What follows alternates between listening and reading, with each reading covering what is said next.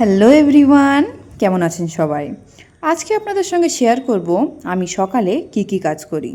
যারা আমার মতন এরকম ফার্ম করতে যাচ্ছেন তাদের জন্য একটা খুব ভালো ভিডিও হবে।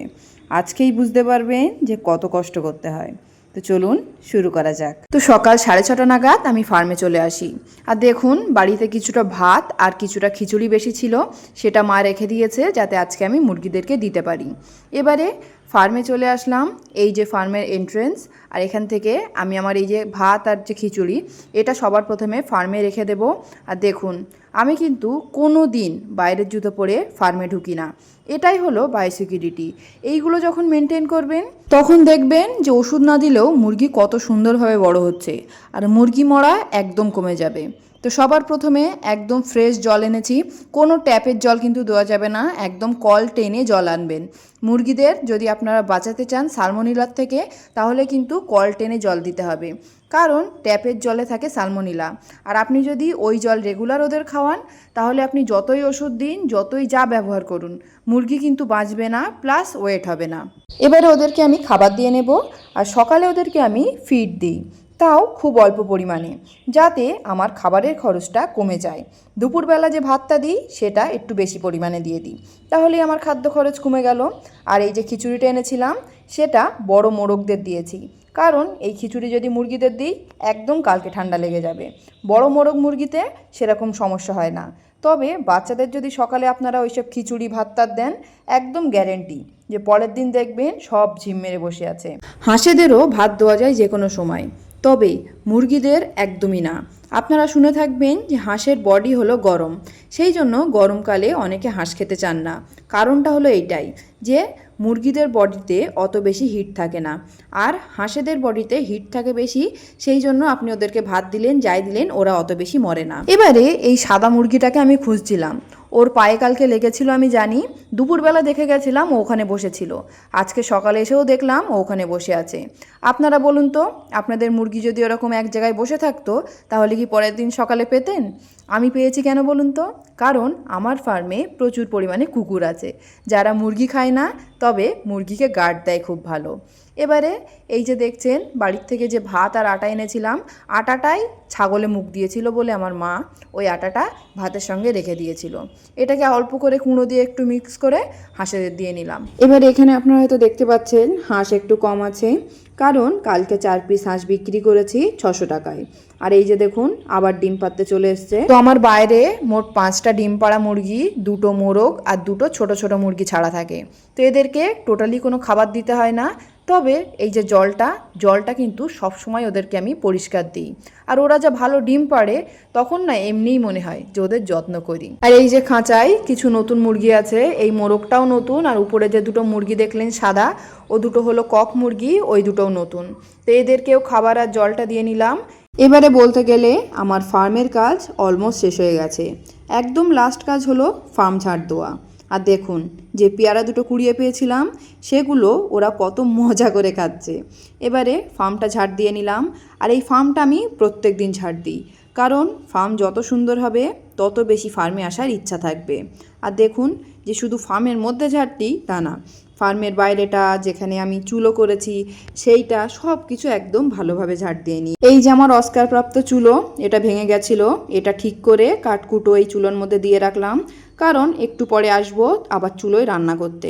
আর এই যে কাজ কমপ্লিট, নিজেও হাত মুখ ধুয়ে নিয়েছি, আর কোদালটারেও গোসল করিয়ে দিয়েছি।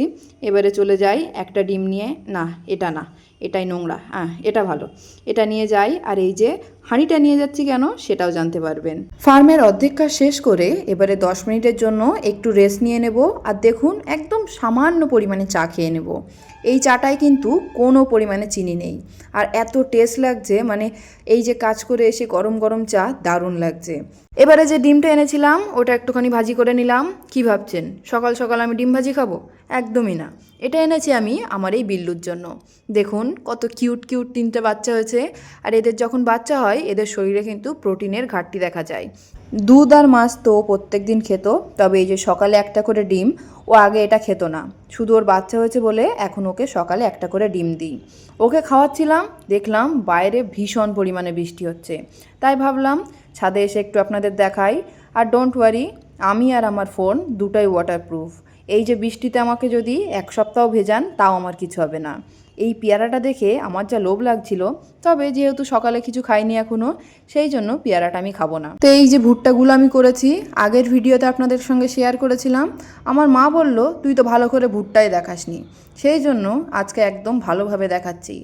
এক একটা গাছে একদম ভর্তি ভর্তি করে ভুট্টা হয়েছে। আমি জানতাম একটা গাছ থেকে দুটো বা তিনটে, ম্যাক্সিমাম 5টা পাওয়া যাবে, কিন্তু একটা একটা গাছে যে এতটা করে ভুট্টা হয় এটা আমার জানা ছিল না। আর গাছে কি সুন্দর শসা হয়েছে দেখুন। এই যে গাছগুলো, এগুলোকে আমি কাটিং করে দিয়েছিলাম। এর থেকে দেখুন কত সুন্দর সুন্দর পাতা বেরোচ্ছে। এগুলো হলো বুগেনভেলিয়া। এটা হলো একটা তরমুজ গাছ। এটা আপনাদের সঙ্গে কেন দেখাচ্ছি বলুন তো?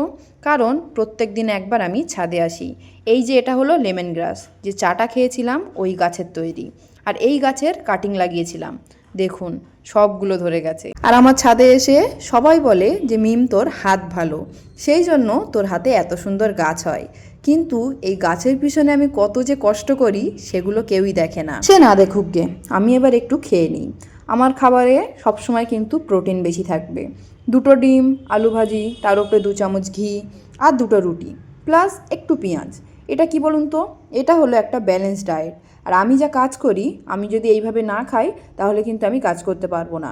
আপনাদের সবাইকে বলছি, যারা মাছ মাংস কম খান তারা একটু মাছ মাংস বাড়িয়ে দিয়ে দেখবেন, আপনারা যে কাজ করতে পারতেন অটোমেটিকলি সেই কাজটা করার ক্ষমতা দ্বিগুণ পরিমাণে বেড়ে যাবে। আর ব্রেকফাস্ট আর লাঞ্চের পরে আমি একটা করে ফল খাই।